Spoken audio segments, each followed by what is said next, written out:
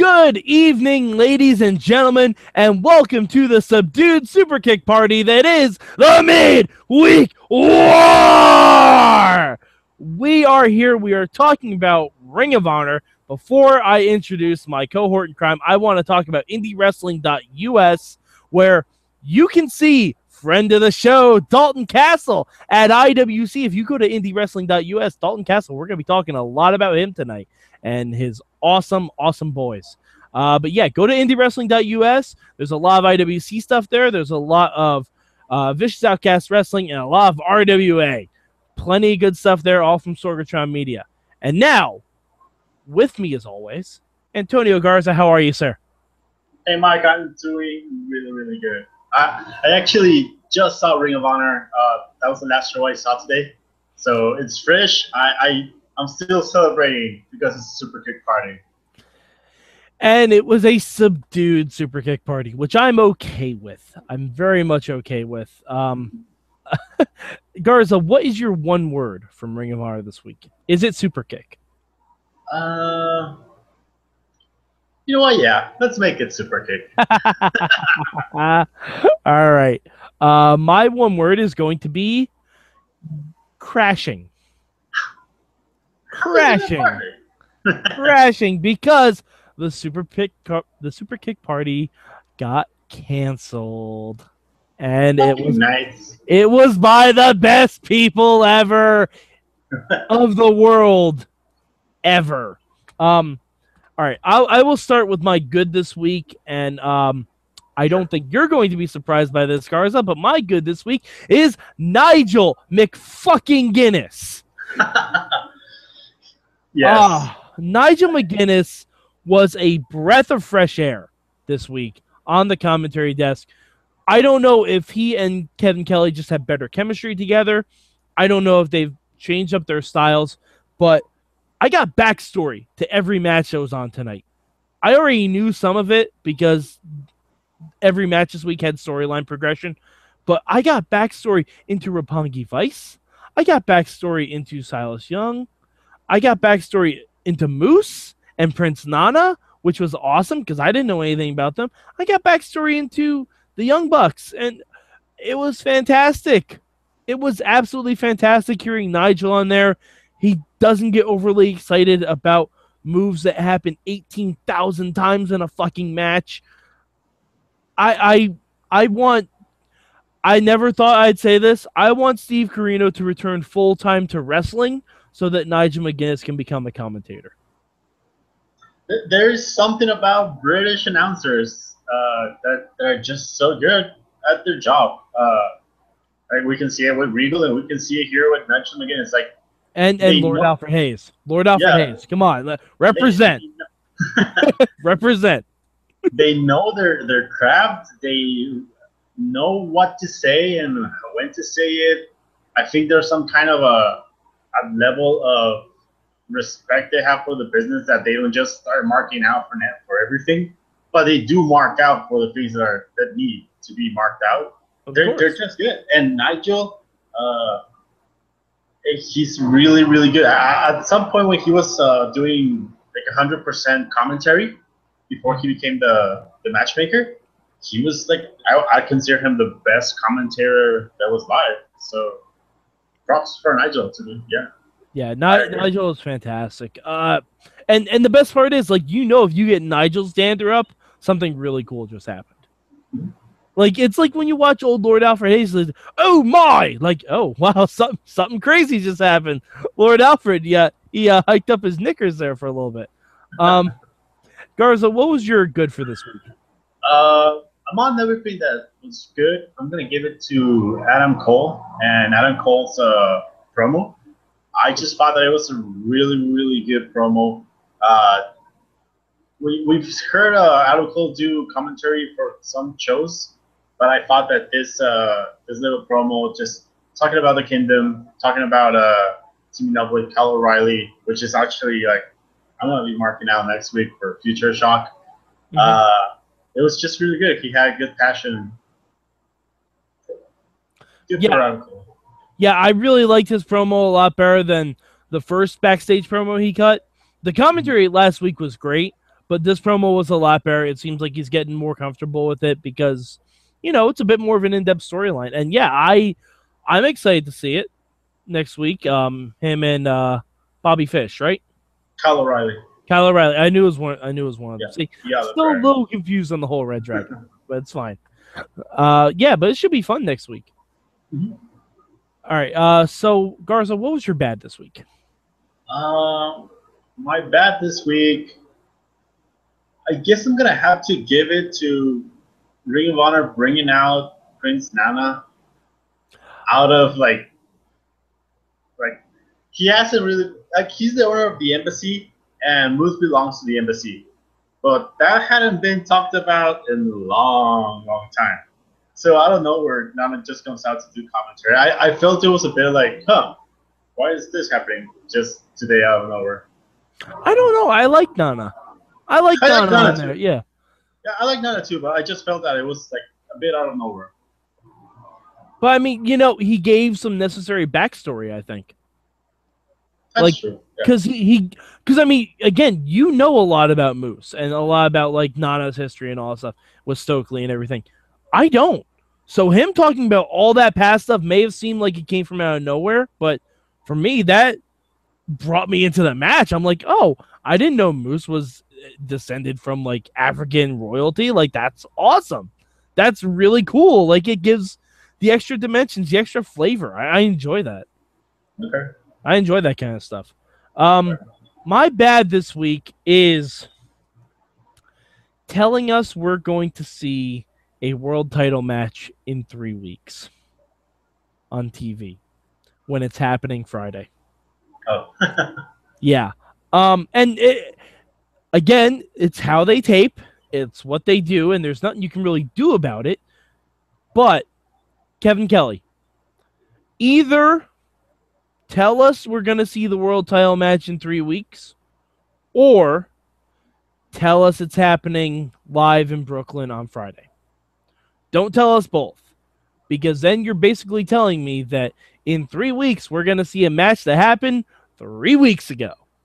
And that's not good. Like, you can tell us after the fact that you'll get to see like make it like it's worth it for us. You know what I mean? Like, yeah, you're pretty much saying that I don't have to go watch Field of Honor because I can just wait 3 weeks and get the show for free. Exactly. Like, if I was still on the fence as to whether I was going to get Field of Honor tickets or try and look through StubHub to get some TakeOver tickets, guess what I'm getting? TakeOver tickets. That's what I'm getting, because you're telling me I'm going to see the Field of Honor stuff. Like, you got to pick one thing to sell and then stick with that. If you're going to sell the live events, sell the live events. And then once they've happened, they say, oh, well, wow, man, we had a great time in Brooklyn last week. And if you want to see the match, we will have it for you in 2 weeks. Like, that's a much better sell. Yeah. Because then it feels like, oh, shit, I missed it. Like, I missed an event. But luckily, they're going to show it to us. And, again, I think they're still getting used to the whole new TV format. But yeah, like, they're still kind of like we're not in the TV business, we're in the live show business. Mm-hmm. But they have been fixing things here and there, so absolutely hopefully they'll get it. Yeah, hopefully they'll get it right at some point. Absolutely, yeah, they've definitely been making marked improvements. Like I was telling you before we went on, this is the first Ring of Honor episode where I didn't have to look up what happened, because I remembered every match, I remembered every storyline, every feud that progressed. And that's the first time that's happened since we started reviewing Ring of Honor. And I greatly appreciate it. Okay, so I'll go to my change this week. Yeah. And my change, as lovely as it was to see Moose and hear from Prince Nana and see Stokely, I just wanted to see some Veda and some Cedric Alexander. Like, they didn't have to do much. Maybe after the squash match, cut a promo on the ramp or something, just to keep that tension building. just to keep that tension building. Like Cedric can come out and say, "Ooh, looks like you squashed another loser, but guess who holds victories over you? Cedric Alexander does." Like, because Cedric being the only person who ever beat Moose is a big deal, and we should be reminded of that as often as we are that Brock Lesnar beat the streak. At least we did get I don't know if it was Kelly or Nigel that said that only Cedric Alexander has wins over him. So yeah, I think it was. They did mention it, but I can see what you're saying. Yeah, I mean that's a minor thing. It's a minor thing because otherwise the show was great this week. It was really, really good. Mm-hmm. All right, Garza, how about you? What will be your one change? Because if you don't talk about something, then we're gonna have to address it afterwards. So.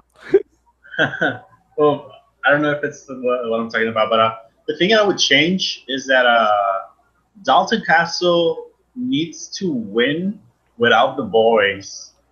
Okay. At some point, because I mean, it's hard to get behind the baby face who keeps using distractions to win. That's true. Yeah, I just think either make the distractions like less obvious, or just have Dalton Castle like clean win. I mean, I think the only reason it still kind of works though is because Silas has been attacking the boys. Yeah, so they're trying to get like their babyface heat back because they were assaulted, out of nowhere, basically. It's almost like Silas is feuding with the boys, and not Dalton. Yeah. Yeah, I mean, and the stipulation that Silas asked for, that's I love that. Ownership of the boys. And turning them into real men. There was something about his promo. Segment. There was something about his promo that he just sounded so sick and perverted. He sounded super creepy about it. I was like, holy shit, what are you going to do with this kid? That you're going to make him mad? Oh, shit. Yeah, but it was a good promo. Silas Young can be really, really good. By the way, Silas Young's safe word is Hackenschmidt. So, just in case you were wondering. Oh, that's the second time we've mentioned safe words on this show. But yeah, that's the other thing I was going to talk about with Dalton Castle. Like, I thought that was like when that match first happened, I thought that was going to be a feud ender, and it wasn't. It just kept it going and put a new wrinkle in it. It was really, really good. But the last thing we have to mention is my boys, Christopher Daniels, Frankie Kazarian, and Chris Sabin coming out and crashing a super kick party with tape. The KRD. I haven't seen I've seen the Addiction, but I haven't seen Chris Sabin in a while. So yeah, it was a nice surprise to see him back. I'm so excited. And all right, and Ring of Honor, I'm asking you very nicely for this. I haven't read spoilers. I don't know if this is coming up. If Chris Sabin is healthy, please, the KRD versus the Young Bucks and AJ Styles, please. They have to be building to that. Yes, please. Like, if that's the case, I don't care what it's on. If it's on iPay-per-view, if it's in Manhattan, I am finding a way to go watch that match because I want to see that match more than anything I've ever wanted to see in Ring of Honor. Yeah, I have a feeling they're going to want to save that for a final battle. Okay. Towards the end of the year. But they have to be building to that. I actually think that the Young Bucks are soon going to take those titles. I just feel it. That they're the next contenders, and they're going to take the titles to follow up that feud. But yeah, it has to happen. Like KRD versus Bullet Club. Yeah, like I need to see that. Yeah. And I want them all just to wear shirts that say "Fuck you, TNA." They should come out to the teenagers. Because I mean, that's literally 6 men who were misused by TNA Yeah. You've got a former TNA world champion on both sides, and one of them is definitely not who you'd expect it to be. Like, I just want that match. That match sounds like it would be the funnest. And I know funnest isn't a word, but I'm saying it anyway. It'd be the funnest match. Yeah, just like, even if they do they can do a block match or a comedy match. It's gonna be great. Oh yeah, absolutely. They could do it in the same match. Yeah. like Comedy that match. Exactly. Comedy death match. Pies in the face and inside the pies. They have thumbtacks. Yeah, thumbtacks inside the pies. All right, so Garza, where did you rank Ring of Honor this week? I have a feeling I can guess where you put Ring of Honor. It was a fantastic show. This is number 1 for me this week. Okay. It was a really, really good show. All right. For me, I have Ring of Honor at number 2, but it's for different reasons than you think. Because Ring of Honor has been steadily improving. If this was any other week where I wasn't doing something like this, then Ring of Honor would have been number 1 this week. But yeah, it's number 2 this week, but number 2 with a bullet. It's like number 1A, if I could say that's a thing. It's a biased number 2.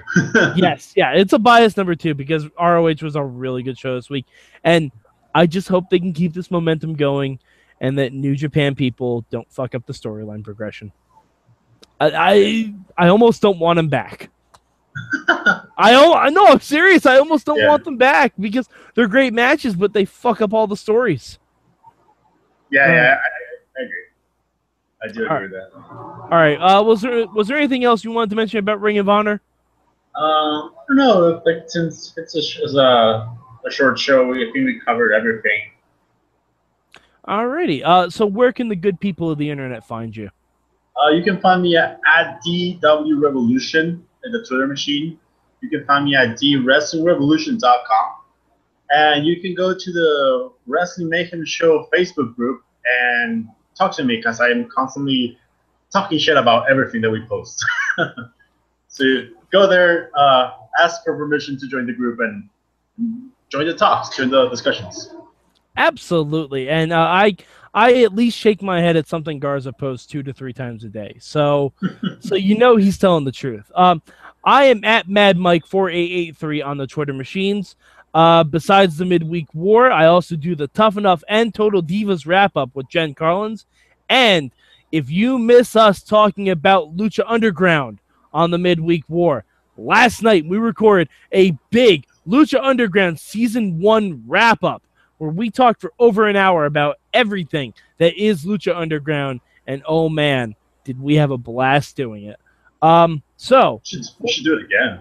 We should. You know what? They should do it again first, and then we'll do it again. Yeah. But let's just have different questions. Oh, yeah, we could do oh god, we could do so many more questions. Okay, we'll talk about that. So many more questions. Stay tuned though. Stay tuned, folks. News coming up. Definitely. All right, so for Antonio Garza, I'm Mad Mike, and this has been your Midweek War!